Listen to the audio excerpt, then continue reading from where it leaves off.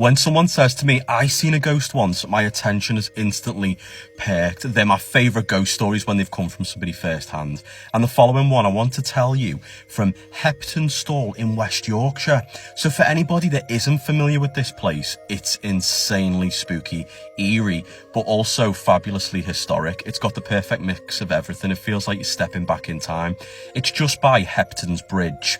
About a 30-minute uphill walk, very uphill, and it feels rather isolated. I've done a video on it recently, but your average, non-resident can't actually drive there. You've got to walk there because they're keeping it as old worldly as possible. Now, it's got a Thomas the Becket graveyard, which has got the ruins of a former church, over 100,000 burials there. It was a real central place in West Yorkshire for burial, and a more modern church built in the mid-1800s. Now, the area is well known to be haunted by the Crag Valley Coiners. So this was a group of criminals, ultimately, that was led by David Hartley. Now, this gang leader was basically responsible for taking actual coins, shaving them down somewhat, melting off the excess and turning it into new fake coins, which was a capital offence at the time. You could be executed if you were found guilty of doing this. So he was notorious in the area, and the crime spiraled as they often do. It ended in murder of somebody who they potentially thought had snitched on them to the authorities, and things got really dark for the village of Hepton Stall with the Coiner gang.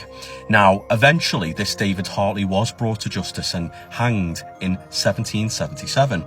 And strangely, his body was permitted to be buried in Hepton Stall, which is unusual to be buried upon holy ground if you're a criminal. Alas, he was. Now, his ghost is the most famous, or should I say infamous, one to haunt the village. And I love these bits of folklore when there's a notorious people, that are from somewhere and they're still rumoured to haunt it.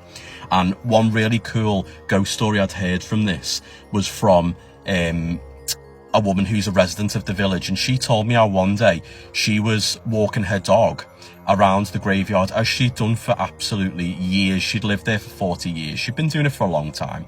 And lo and behold, this day, she said it was a spring day. It was that golden sort of sun in the air that we all love. And there was no another soul around. That was until she entered the ruins of the former church and noticed in one of the corners there was a man crouched down. She said he appeared to be quite scruffy, had on like a flat cap and a satchel over one of his shoulders, and he was kneeling down messing with something. And as she got closer, the dog began to growl and act really strange, pulling back. But she was, a nosy resident and wanted to see what he was up to. He looked suspicious. So lo and behold, she's looking at him like this, and she can see he's got this silver coin and this tool, and he's scraping around it. So she thought, well, that's odd. And then she says to him, "Excuse me, sir."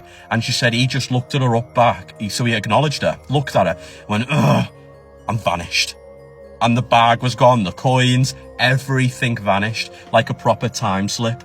And she believes, the ghost of David Hartley. So how cool is that ghost story, and what do you make of that?